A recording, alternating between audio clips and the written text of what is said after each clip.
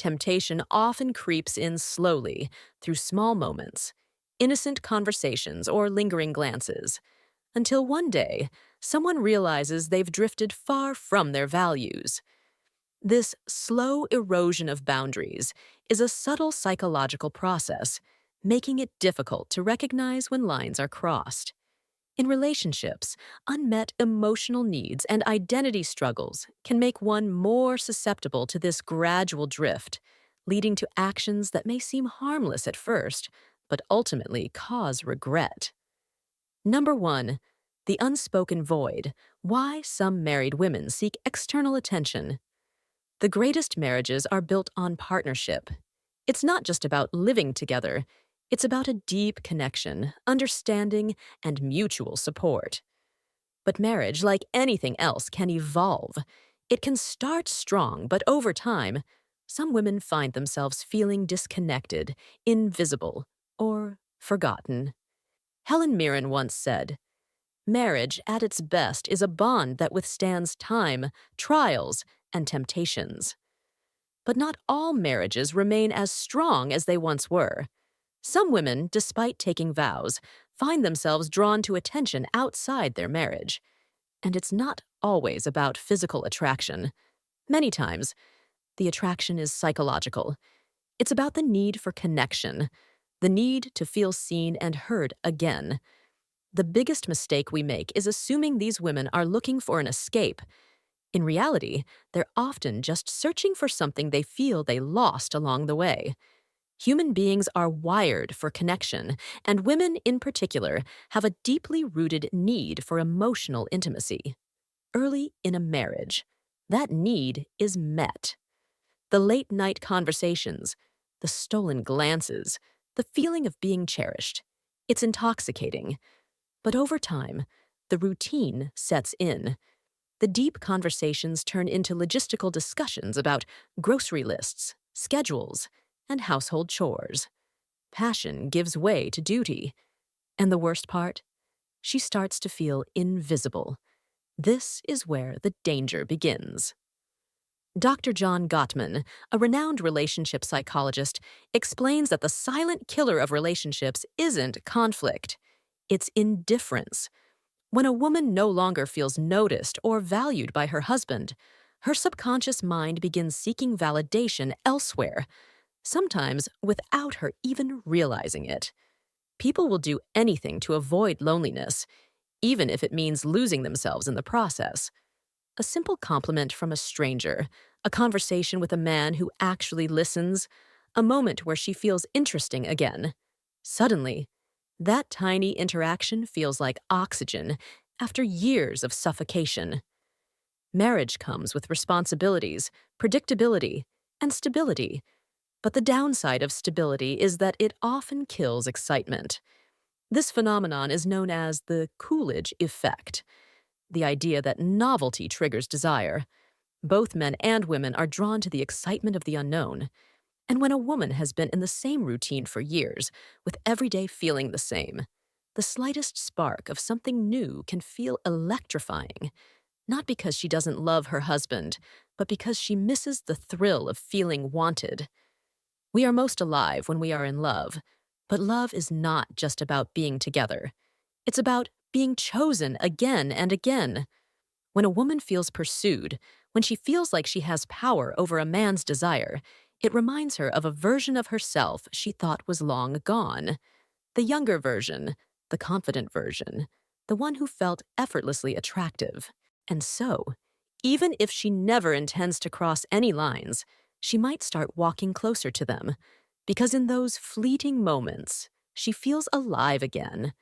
Number 2, the justification game, how the mind rationalizes risky behavior. No one wakes up and says, "I think I'll betray my marriage today." That's not how it works. When a married woman starts engaging in emotionally or physically risky behavior, it doesn't happen all at once. It's a slow, slippery process, one that is often justified in the deepest corners of her mind long before it manifests in reality. Guilt is an unbearable weight. And the truth is, if someone can convince themselves that what they're doing isn't really wrong, They no longer have to carry that weight. So how does this happen? How do married women rationalize crossing the line? At first, it all feels innocent. It's just a little attention. What's the harm? I'm just talking to him. There's nothing wrong with that. The human brain is a master of self-deception. If something feels good but goes against one's moral values, the brain starts creating excuses to bridge the gap. Psychologists call this cognitive dissonance, the tension that arises when our actions contradict our beliefs. And when that tension becomes too much to bear, the mind bends reality to protect itself.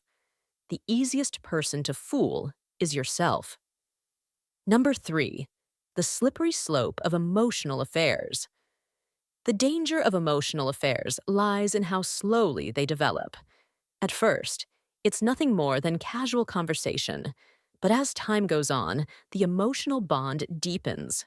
And when that bond grows, the justification becomes easier. The mind starts rationalizing, I'm just talking to him, it's harmless. But what happens when the emotional connection starts to feel more fulfilling than what's at home?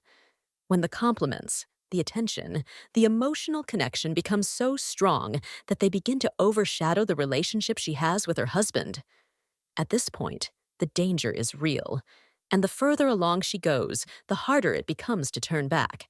So, a woman who was once completely loyal starts playing mental games. She starts to downplay her actions. It's just flirting. It's not like I'd actually do anything. She shifts the blame. If my husband paid more attention to me, I wouldn't need this. She compartmentalizes. This has nothing to do with my marriage. This is just something separate from me. But here's the kicker. The more she justifies her behavior, the further she'll go. For many married women, the first betrayal isn't physical, it's emotional, and this is what makes it so dangerous. With physical cheating, the lines are clear. There's no gray area in kissing, sleeping with, or intimately touching another person. But when it comes to an emotional affair, things become blurry. Late-night texts, conversations that go deeper than they should, sharing personal struggles with another man instead of her husband. At first, she tells herself, it's just emotional. There's no harm in talking. But emotional intimacy is powerful. When a woman shares her mind, her thoughts, and her emotions with a man, she's already begun to detach from her husband. Cheating isn't always a physical act. The moment you start keeping secrets from your partner, you've already crossed a line. 1. The emotional drift. How small justifications lead to big consequences. This is where the real danger lies. When emotions are deeply involved, physical boundaries begin to break down. The most dangerous rationalization in this situation is the I deserve this mindset. At this point, a woman no longer sees her actions as questionable. In her mind, they're justified. I've sacrificed so much for this marriage. I deserve to feel good again. He's ignored me for years. If he doesn't care, why should I? I've been faithful for so long, and it's gotten me nowhere. What's the point? This is the point of no return. At this stage, the emotional connection she's formed with another man feels more real than the marriage itself. Her mind has fully convinced her that stepping over the line isn't betrayal, it's justice. And once a person believes something is justified, nothing can stop them. The reason why married women sometimes become the easiest prey isn't because they are weak-willed or immoral. It's because the human brain is wired to rationalize what feels good. It starts with small excuses, tiny justifications. But if left unchecked, those justifications turn into actions. And once the line is crossed, there's no going back. Number 4, the breaking point, the moment things become real. There's a saying, the chains of habit are too weak to be felt until they are too strong to be broken. Every story has a point of no return, a moment when things are no longer just innocent flirting, no longer rationalizing behavior. The game is no longer a game. It becomes real. And the scary part is, most women don't even realize when it happens until it's too late. Psychology calls this threshold theory, and it explains why people who swore they'd never do something eventually end up doing it. The hardest part isn't actually doing it, it's doing it the first time. The first time she sends a message she knows she shouldn't send. The first time she meets up with him, just as friends. The first time she feels his hand linger a little too long and she doesn't pull away. That's the moment everything shifts. After that first time, the second time is easier. What we do repeatedly, we become. What we do repeatedly, we become, said Aristotle. And before she knows it, what once felt forbidden starts to feel normal. Here's the biggest lie people tell themselves when they're on a dangerous path. I can stop whenever I want. But can they? Not really. Because once something triggers an emotional response, it becomes addictive. Number 5.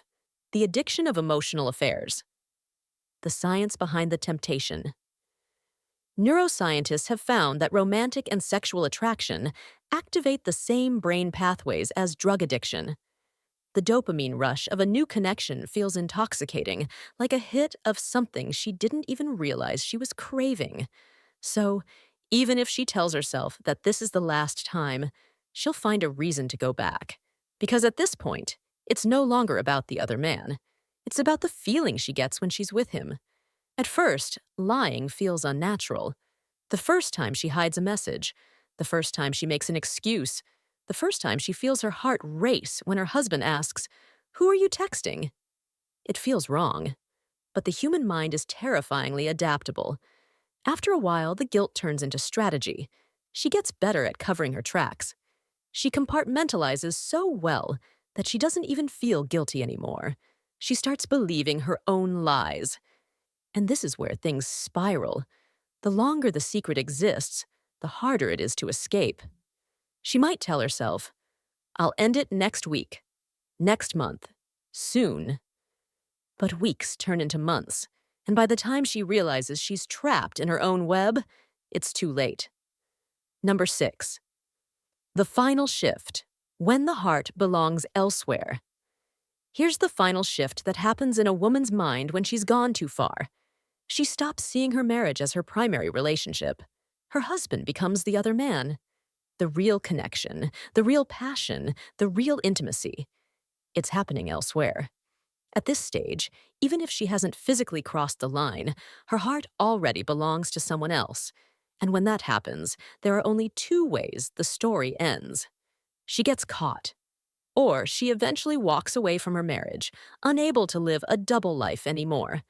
So, why are some married women the easiest prey? Because they're not looking to cheat. They're looking to feel something they lost. And once they find it, walking away feels impossible. Not because they don't love their husbands, but because they've convinced themselves that what they've found is something they'll never get back at home. And once that belief settles in, nothing will ever be the same again.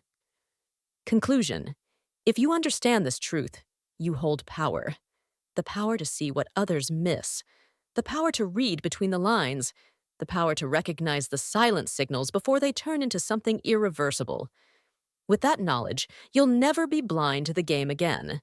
Relationships are complex, and human emotions are even more complicated. It's not about judging, but about understanding the psychological dynamics that drive behavior. By recognizing the warning signs early, you can take steps to protect and nurture the relationships that matter most.